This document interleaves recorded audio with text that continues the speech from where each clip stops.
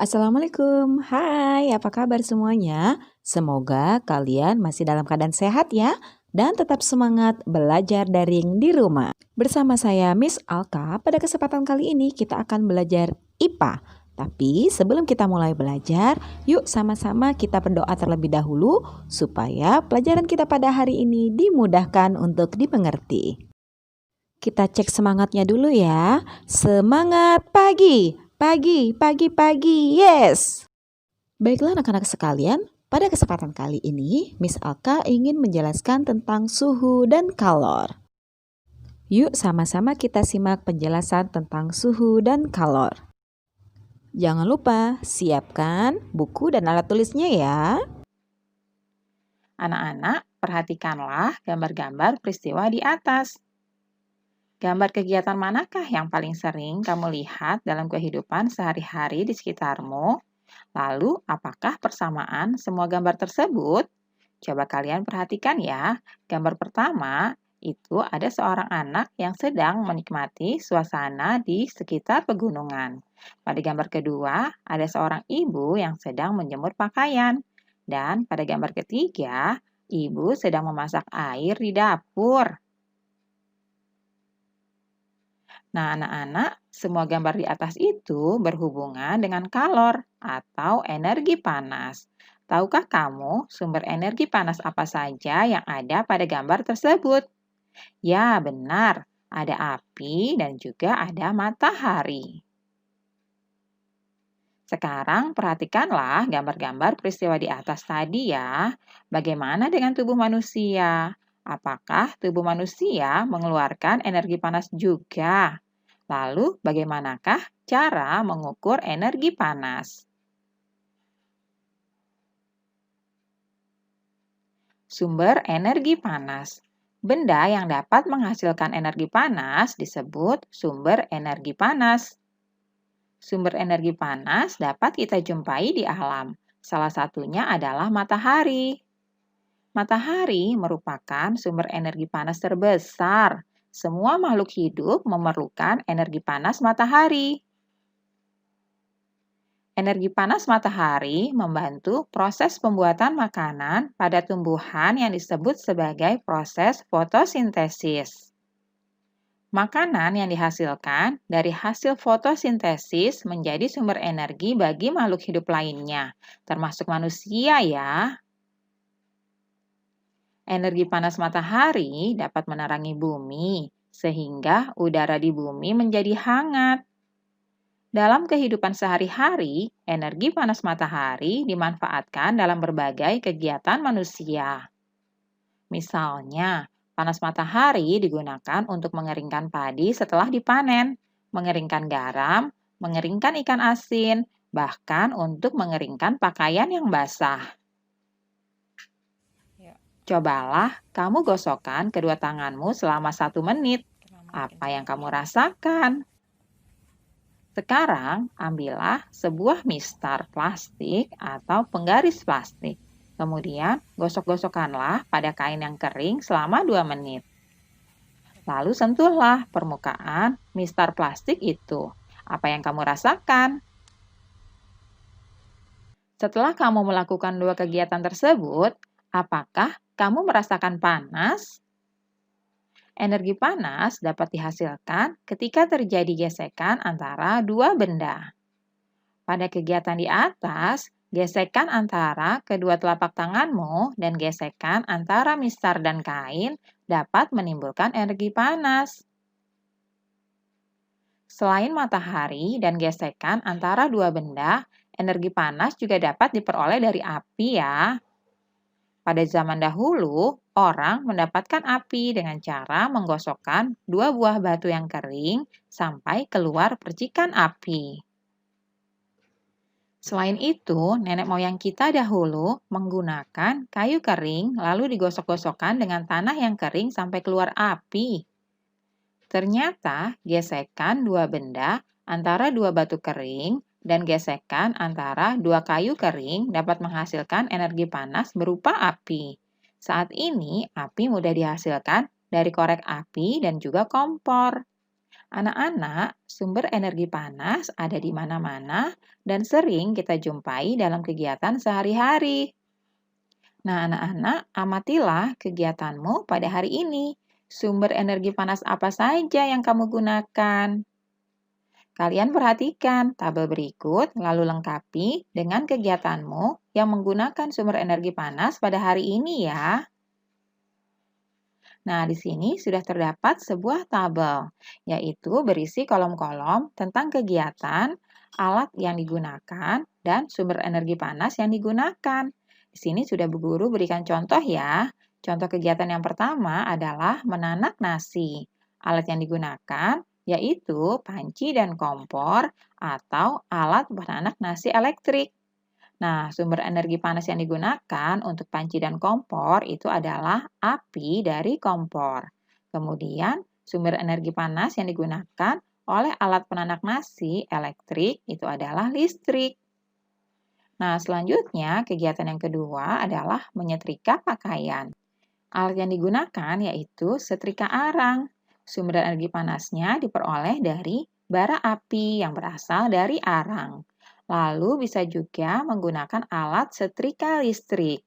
Nah, untuk setrika listrik, sumber energi panas yang digunakan berasal dari listrik. Kemudian, kegiatan yang ketiga adalah memasak air. Alat yang digunakan berupa panci dan kompor. Sumber energi panasnya yaitu api dari kompor. Kemudian, alat lain yang bisa digunakan adalah ketel listrik.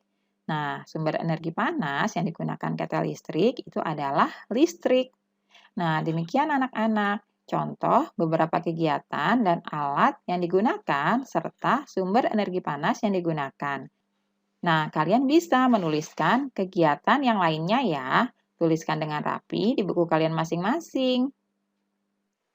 Perbedaan suhu dan panas. Indra peraba seperti telapak tangan tidak dapat menentukan secara tepat derajat panas dan dingin suatu benda. Tangan hanya dapat memperkirakan panas dan dingin suatu benda. Tangan tidak dapat menjelaskan berapa nilai derajat panas atau dinginnya suatu benda. Pernahkah kamu pergi berkemah ke daerah pegunungan? Ketika malam hari, saat kamu berkemah di daerah pegunungan, kamu akan merasakan bahwa cuaca di sekitarmu terasa dingin sehingga kamu memerlukan jaket tebal untuk menghangatkan tubuhmu. Lain halnya dengan penduduk yang tinggal di dataran tinggi seperti daerah pegunungan. Mereka tidak terlalu merasakan hawa dingin karena mereka sudah terbiasa dengan hawa dingin di pegunungan. Hal tersebut membuktikan bahwa indera peraba tidak dapat digunakan untuk mengukur derajat panas suatu benda karena setiap orang memiliki perbedaan dalam merasakan suhu di sekitarnya. Nah, dalam ilmu pengetahuan alam, untuk menyatakan tingkat panas dinginnya suatu keadaan digunakan suatu besaran yang disebut suhu atau temperatur. Panas atau kalor dan suhu adalah dua hal yang berbeda. Energi panas merupakan salah satu energi yang dapat diterima dan dilepaskan oleh suatu benda. Ketika sebatang logam dipanaskan dengan api, batang logam tersebut mendapatkan energi panas dari api. Energi panas membuat batang logam tersebut menjadi panas. Ketika batang logam tersebut panas, suhunya meningkat. Ketika batang logam menjadi dingin, suhunya menurun. Suhu adalah besaran yang menyatakan derajat panas suatu benda. Suhu suatu benda menunjukkan tingkat energi panas benda tersebut. Satuan suhu yang digunakan di Indonesia adalah derajat Celcius. Alat untuk mengukur suhu disebut termometer.